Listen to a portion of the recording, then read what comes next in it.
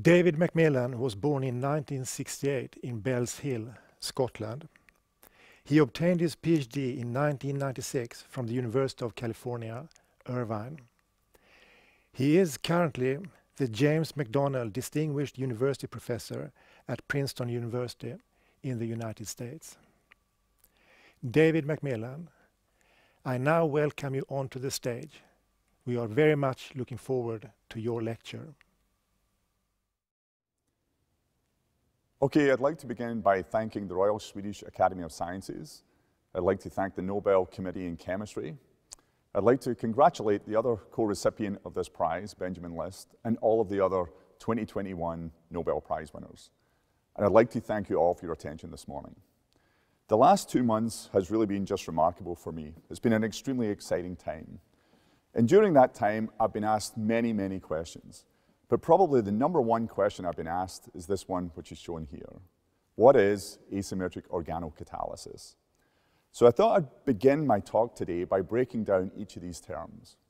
The first term I want to tell you about is catalysis. What is catalysis? Well, catalysis is related to chemical reactions. If you look around you right now, everything is made from a chemical reaction. In fact, if I look in my office, and this is my desk, every component, every material that's in my office is made by a chemical reaction. Now, if we look at all those different chemical reactions, and we actually hone in on one of them, for example, this one shown here, this is actually the chemical reaction to make caffeine. This is the molecule which is found in your coffee. It turns out that all chemical reactions require energy. Most chemical reactions do not happen spontaneously. And to represent that, most chemists use what's called an energy diagram. Now, I'm not going to be so technical here. I just want to show you what this energy diagram looks like. And one aspect I like about this is when I teach this to undergraduates, I always explain it in the following way. Imagine every night when you're going home, you actually have to walk over a hill. To walk over a hill to get home would obviously require a lot of energy every single night. What catalysis does, catalysis actually lowers the barrier and in fact introduces a tunnel to make it so much easier for you to get home every night. And in the same way, it does this for chemical reactions. It makes all chemical reactions easier and faster. So that's exactly what catalysis is. Reactions are easier, faster, and in many cases, allows new chemical reactions to take place. Now, you may ask yourself, does catalysis really impact the world? And it does in many different interesting ways, but I thought I'd just show you a few. So here's the first one. This is the population of our Earth over the last 1,000 years. And you can see here it's been pretty stable during that time frame till the beginning of the 20th century, and at that point you see this rapid inflection. And at this moment it climbs up to 8 billion people on Earth. Now, it turns out it would not have been possible to have these 8 billion people on Earth without this one catalytic reaction, which is shown here. This is the conversion of nitrogen over to ammonia. Now, you may ask yourself, well, why do we need ammonia? Well, we need ammonia to make food, and we would not have enough food on our planet for those 8 billion people without this one catalytic reaction. And in fact, if you think about your body right now, and you think about all the building blocks that are in your body, 50% of those building blocks contain nitrogens that came from this one catalytic reaction. Now, other ways that catalysis impacts our world is that 90% of industrial scale chemical reactions at the present time actually use catalysis, and 35% of the world's GDP is also based on catalysis. And this number is actually only going to go up over the next couple of decades as we move towards more and more sustainable processes. Now, if you're wondering how does catalysis impact your day-to-day life, it does so in many different ways. We've talked already about why we need it to make food, but also we need it to make medicines, we need it for solar cells, we need it for diagnostics, even the global manufacturing of polymers and materials, we need catalysis. So clearly, catalysis is important for our world. So that's great, that's catalysis, but the next part is, what about asymmetric? What does asymmetric mean? Well, it turns out it's actually pretty easy to describe what asymmetric means to non-chemists, because most people on Earth have 2 hands or you have 2 feet, and if you look at your 2 hands, we know that they're in fact mirror images of each other. Those mirror images are similar, but they're still different. They're different because they're not superimposable, which makes them asymmetric. So how do we know that? Well, we know that, for example, if you were to take a left-hand glove, you know that it fits on your left hand. But if you take that same glove and try to put it on your right hand, you know that your right hand will not recognize that glove. It simply doesn't fit. And that's what you call it being asymmetric. Now, what's really interesting in organic chemistry, the same phenomenon happens. And these are two organic molecules which are in fact mirror images of each other, but they're similar, but they're still different. Which brings up an interesting question. In a lab, how do you differentiate between these two mirror image compounds? And it turns out that's not so easy. In fact, it requires really expensive instruments and it requires a pretty long period of time. What's really also interesting about this, however, if you take these same two mirror images and give them to most humans, in this case, this is a picture of my daughter Emma when she was 3 years old, it turns out even a 3-year-old child can take these two compounds and differentiate them instantly just by smelling them. They can smell the difference between these two compounds. Now, you might be wondering, why is that?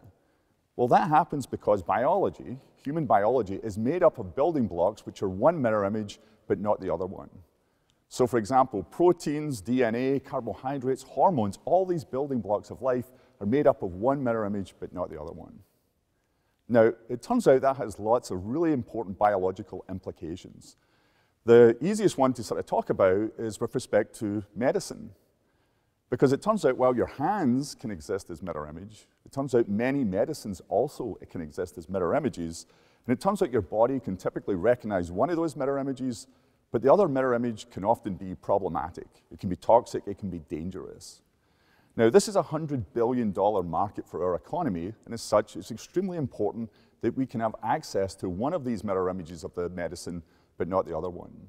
And the way you can think about going about doing that would obviously be through catalysis. And this, therefore, becomes known as asymmetric catalysis, or the desire to make one mirror image selectively without making the other one. Okay, so that's asymmetric. So the third part of this is organo. What does organo mean? And to explain this, I'm going to take you all the way back to 1996. Why 1996 we'll talk about in a few moments, but we're actually, first of all, going to discuss what were the branches of asymmetric catalysis back in 1996.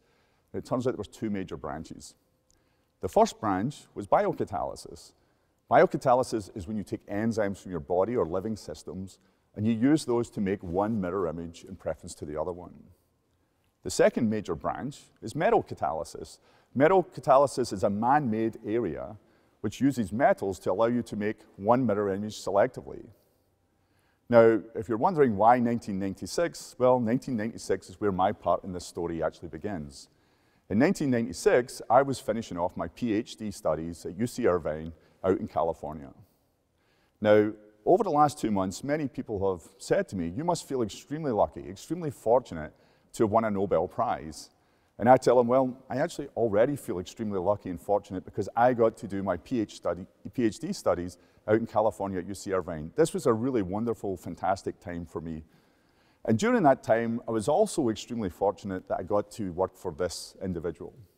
This is Professor Larry Overman. He's just a fantastic chemist. He's an amazing mentor, but he's also really just a superb human being.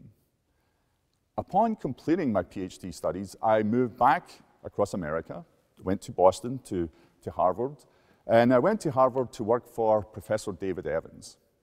David Evans is a genius. He's one of the most influential chemists that's existed, and he's someone who is an absolute master in the area of asymmetric catalysis. And I moved to Dave's lab to work in this area, and during that time I worked on looking at metals to make single mirror imaging compounds. Now, these are some of the metals that Dave's group actually worked on, and during that time I learned an enormous amount from Dave and from his team. But every single day I was in Dave's lab, I worked in this contraption. This contraption is known as a glove box. This glove box is designed to exclude air, it's designed to exclude oxygen, it's designed to exclude moisture. And every single day I would be in there, I'd be working away for many, many hours. And after about 2 years of working in a glove box, I started to think to myself, why are we spending so much time in a glove box every day? To understand that, you have to think about the metal catalysts themselves. So here is your typical metal catalyst. You can actually break it down into two components. The left-hand side and the right-hand side is shown here. The right-hand side is the metal. If you think about these metals, it turns out metals, in some cases, but not in all cases, they can be expensive, they can be toxic, they can be really difficult to work with. They often have problems being out in the atmosphere, which is why you have to use glove boxes. And in other cases, they're not sustainable. What's really interesting, however, if you look at the other part of the catalyst, this is the organic component. Organic molecules are often inexpensive, they're safe, they're sustainable, they're recyclable. And at that time, I started to think, well, why don't we just simply use the organic part as the catalyst and miss out using the metal? Now, that was something that eventually became known as organocatalysis. Okay, so in 1998, at the end of my studies at Harvard, I was really fortunate. I landed a job as an assistant professor at Berkeley. But before I got to Berkeley, I stopped off at Caltech to give a lecture. And while I was there, I met with Professor Eric Carrera. And while I was there, Professor Carrera took me to dinner and gave me to what is, till this date, one of the best pieces of advice that anyone ever gave me. He basically said the following. He said, when you get to Berkeley, you're going to be surrounded by some of the best graduate students in the world, and you have to assume that whatever problem you work on, those students will help you solve that problem, regardless of whether you have a solution to it already or not. And as such, you should work on the one which is of the highest impact you can think of. So with this in mind, I knew what I was going to work on. I was going to work on organocatalysis. I knew that because of these advantages. We knew we could make them from nature's building blocks. We knew that these molecules should not be sensitive to air or moisture. They should be inexpensive. These same types of catalysts should be easy to handle. You wouldn't have to use a glove box because they can exist happily out in our environment. And then lastly, they should be sustainable. They should be recyclable, and they're non-toxic. But this was not the main reason I was interested in doing organocatalysis. The part that I was interested in was the following idea. Instead of trying to develop one organocatalyst that would work for one transformation, I was really interested in the idea, could we develop an organocatalyst that could work for hundreds of different reactions, and maybe this could become a field of asymmetric catalysis. Now, that in and of itself was a pretty grandiose sort of idea. The only problem was I had absolutely no idea how to do it. But that's okay, because Eric Carrera told me it'd be fine. I'd have great graduate students. They would help me solve this problem. Okay, so in 1998, off I went to Berkeley, started my research group, and this is one of my first photographs of that group. I really love this photograph. It's taken at 10 on a Friday night. You can see this young group in there doing research, trying to have an impact. And during that time, one of the graduate students in the group, by the name of Tristan Lambert, Tristan is now a very successful professor over at Cornell University, but back as a first-year graduate student, he asked me a very simple question. He said, what is the mechanism of reductive amination? And I was a new professor. I was all excited to answer this. I ran to the board, and I wrote, well, we take a carbonyl, you take an amine, and it reversibly forms an iminiamine. And it's only when it's the iminiamine does it have the electronic configuration that it's reactive enough to do the subsequent chemistry. And right there, right then, is when I had my eureka moment. Because I suddenly realized you could use this idea for organocatalysis. More specifically, you could take these alpha-beta unsaturated carbonyls with amines and reversibly form iminiamines. And in many ways, this should emulate a field of catalysis that had already been successful using metals. Now, to sort of show this in a slightly more conventional way, if you think of these two equations as shown in this slide as being simultaneous, the one on the top is one that uses metals, and it turns out there's hundreds of reactions that have been developed using that concept. But the one at the bottom, there was basically no examples using organic catalysts to do that, but yet if these were simultaneous equations, they both should be successful. And if that's the case, then organocatalysts should work for many different types of transformations, such as Muki-Yamamichael, nitro and cycle additions. The list would go on and on and on of all the possible reactions for organocatalysis, but at that time, there really weren't any. So we had to pick one of these. One of these we wanted to test it on. And what we chose was the Diels-Alder reaction. Now, the Diels-Alder reaction is really famous to all chemists. It deservedly won the Nobel Prize in 1950 because it allowed you to take relatively simple molecules and build ring systems very much in a straightforward fashion that could be used in natural products, that could be used in medicines, that could actually be used in materials.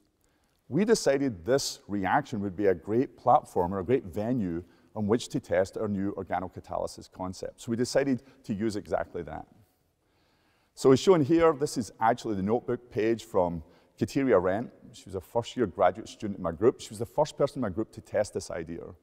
And these are, in fact, the components of a Diels-Alder reaction. And you can see in the middle, above the arrow, that would be the organocatalyst. So we tested it. We ran the reaction. And if we scroll all the way at the bottom, you'll see the result, which is highlighted. It says, not racemic. Not racemic. That was unbelievably exciting to us. Not racemic means it makes one mirror image in preference to the other one. I was so excited when I saw this result, I went into my office, closed the door, jumped up and down for about 5 minutes, called my wife and said, I think we're going to get tenure. We just got a really, really exciting result. But when my feet came back to ground, I walked back into the lab, and I realized that you can see at the top of this slide, it says an initial result, 48% EE. What does that mean? Well, that meant, in terms of the mirror images, there was a 48% excess of one mirror image over the other one. And for the chemistry community to take this seriously, that number actually has to be about 90%. So we had a decision to make. Did we want to publish this, or did we want to try and go for a catalyst and go for the gusto and get to 90%? Well, we decided to do the latter, and I can tell you that was 6 of the most nerve-wracking months of my life. But during that time, we eventually got to a catalyst that we thought was interesting. This is what's called the imidazolinones. We're interested in imidazolinones really for 2 major reasons. The first one was they're really inexpensive. If you look at these molecules, they're actually made from phenylalanine, which is a sort of building block of life. It's an amino acid that's combined with acetone. Acetone is actually a paint stripper. But the other reason we really liked them, we thought if we put these together and made a catalyst, they should be good at being able to generate the production of one mirror image in preference to the other one. And when we tested that, that's exactly what happened. We could now achieve 90% excesses of one and the other in these Diels-Alder reactions.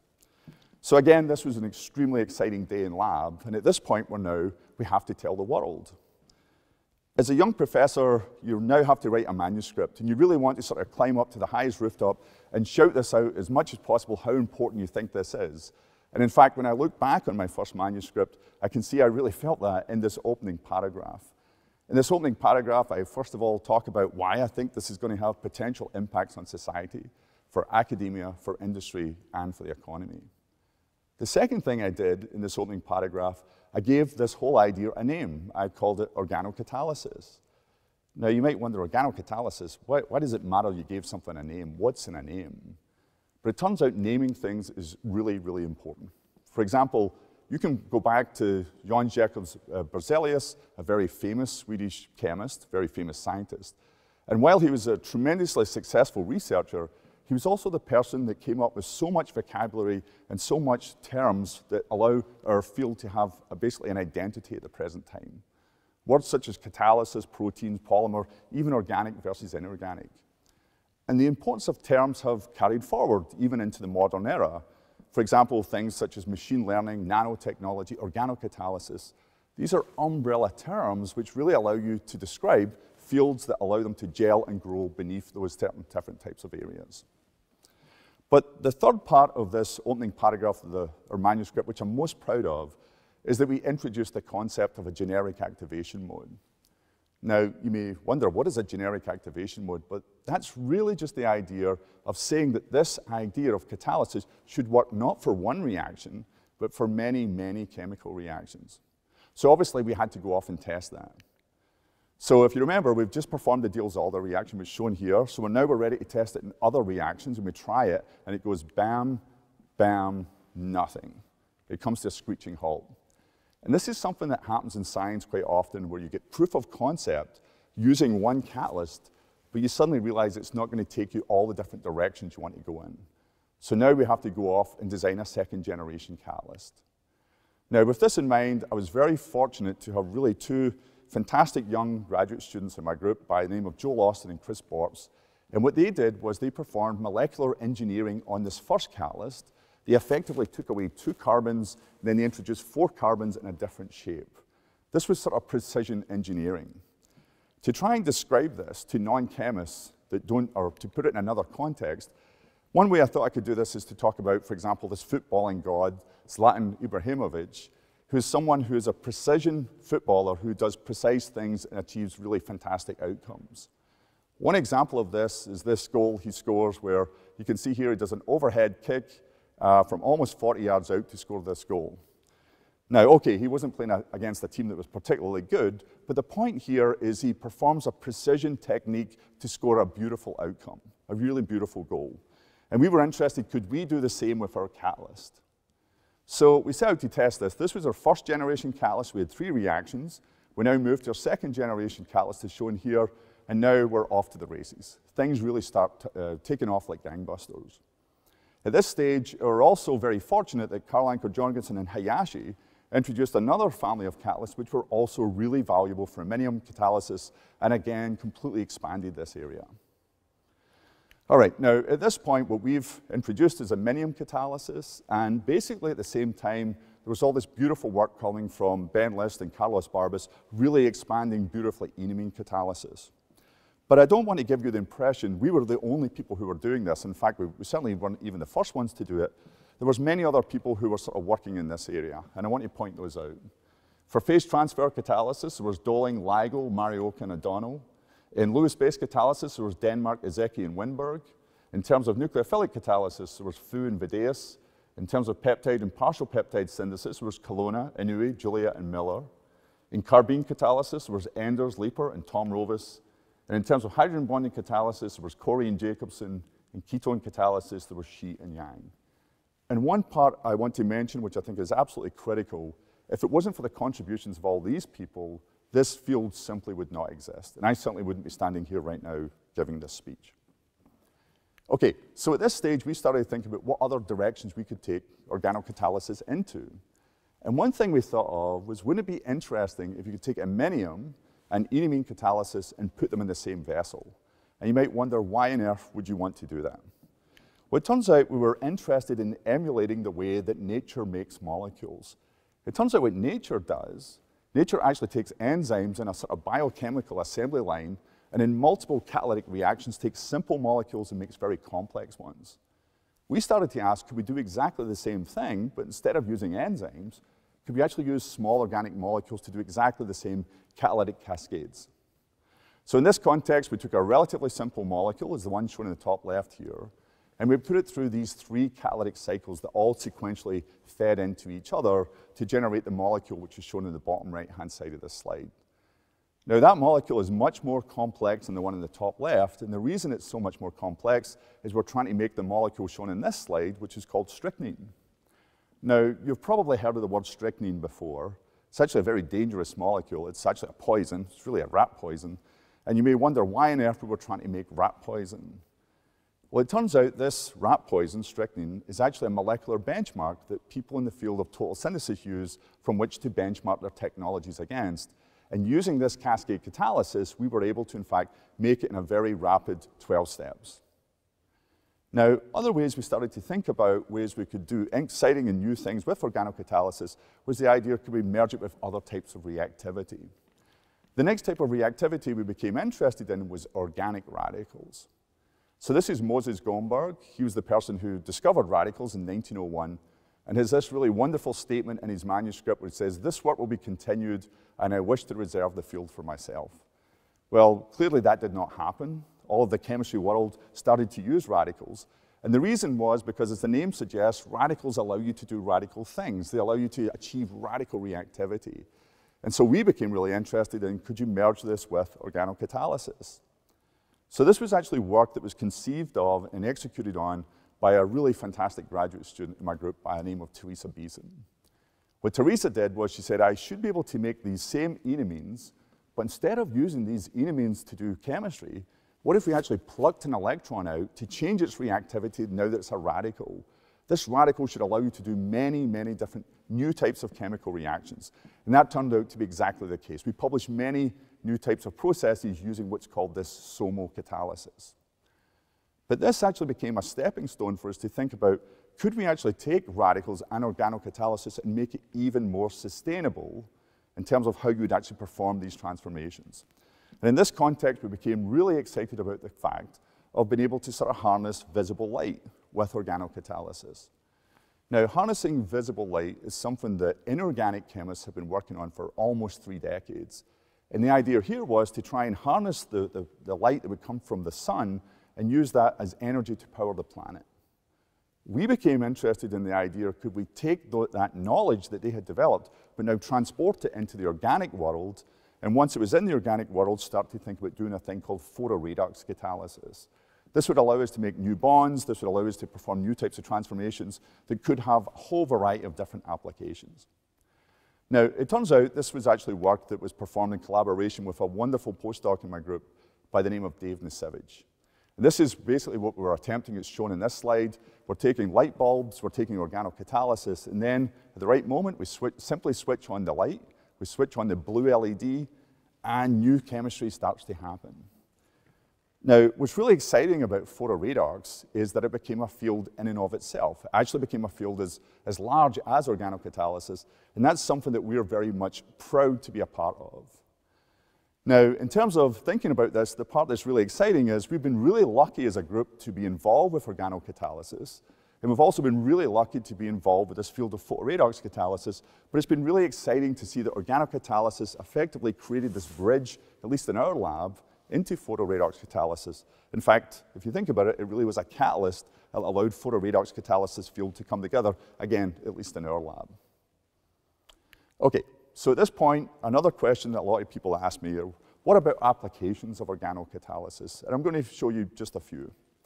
The first one is in the area of fragrances, perfumes.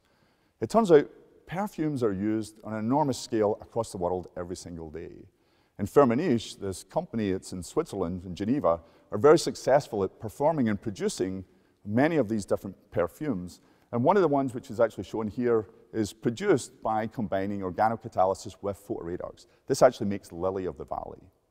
Turns out Firmenich, also in northern India, make 300 metric tons of this beautiful rose-smelling perfume, also using organocatalysis. Okay, so that's perfumes. What other areas can you use organocatalysis for? Well, you can actually use it in terms of materials and actually for the recyclable plastic economy. This is some very important work that's being conducted by Bob Weymouth and James Hedrick. And many of you probably know that plastics are polluting our oceans. And what Bob and James are doing is they're using organocatalysis to effectively break down polymers back down to monomers, which can then be used again to remake polymers, making polymers and plastics completely recyclable and completely sustainable, which is obviously extremely important.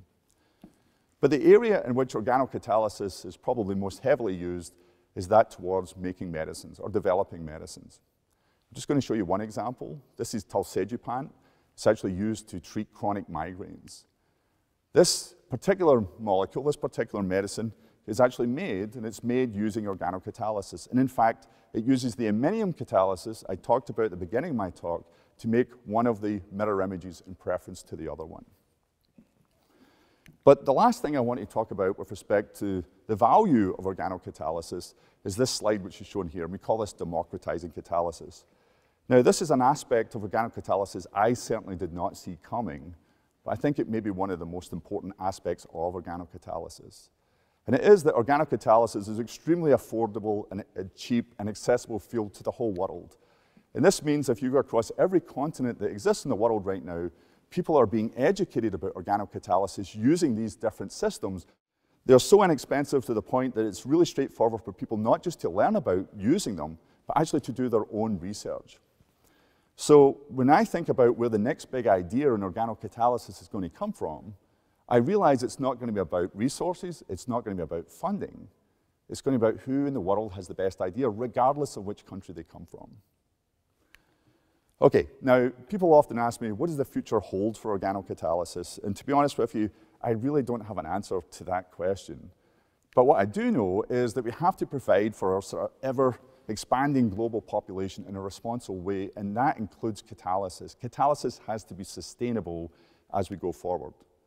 So clearly, this will involve using organocatalysis and biocatalysis, but it'll also include things like photocatalysis and electrocatalysis. It's going to be essential that we move to these types of catalysis if we're going to create sustainable technologies for our planet. Okay, so that's my last chemistry slide. I want to finish off by thanking the people who, first of all, did this work. I talked about the people already from Berkeley. We moved to Caltech, where we actually did most of our organocatalysis research, and I want to thank all the people who are sort of shown on this slide here. This was a fantastic group to work with. And I also want to thank also all my friends and the faculty members out at Caltech. In 2006, we actually moved over to Princeton. We continued our organocatalysis work, and also we started doing lots of photoredox as well. And again, I have to thank this phenomenal groups, these phenomenal teams I was lucky to work with during that time frame. In terms of other people I have to thank this woman. This is my wife, Jean. She's the love of my life. She is an amazing person. She's an amazing chemist. She's an amazing mother. But more than anything, she's my best friend. And this journey, honestly, would not have been the same without her being there. So I have to thank her so much. I also have to thank my family. This is Danielle, this is Lauren, this is Emma. This is us having a boogie on the Harbour Bridge in Sydney, which was a lot of fun that day. And I also have to thank Julie. Julie is my unique and wonderful mother-in-law, who's been an amazing supporter through all of our times as we went all through all these different stages of our life. In terms of other people I have to thank my siblings, Ian and Lorraine. Many people have heard this story that I would not have went to university if it wasn't for my brother going there first. But I think people haven't heard the story that I wouldn't have survived university if it wasn't for my sister Lorraine. So I just want to say to them, I love you both, and I can't wait to celebrate with both of you. Other people I have to thank educators that basically, first of all, the educators all over Scotland who work very tirelessly to take people like me and try to put them into a better spot. I have to thank the teachers at the Stevenson Primary, Bellshill Academy, and I have to thank the faculty and staff at the University of Glasgow. And again, without these people, I certainly wouldn't be standing on this stage. The last part is I want to dedicate this talk, and I want to dedicate this talk to three people who are not here. The first person I want to dedicate this to, I've already mentioned, and that's Carlos Barbas. Carlos was a pioneer of organocatalysis. He was right there at the beginning with myself and Ben. Unfortunately, he was taken away from us too early in 2014. And over the last 2 months, I think about Carlos every single day. And it would have been so wonderful if Carlos had been here to celebrate this with both myself and Ben. The last people I want to dedicate this to are my mom and dad. This is a very difficult thing for me, but basically someone recently said to me, how would your mom and dad felt about this? Would they have been proud? Would they have been proud of you winning this prize? And I said that I don't have the words. I can't articulate how proud they would be. I just can't get there. But the one thing I can tell you, as a 7-year-old boy in Scotland, there's no way I could imagine I'd be standing on this stage giving this speech. But I think my mom and dad could have, because they were unbelievably supportive, and they believed that myself and my family, we could go absolutely anywhere. And for that, I'm incredibly grateful. With that, I want to thank you for your attention. Thanks a lot.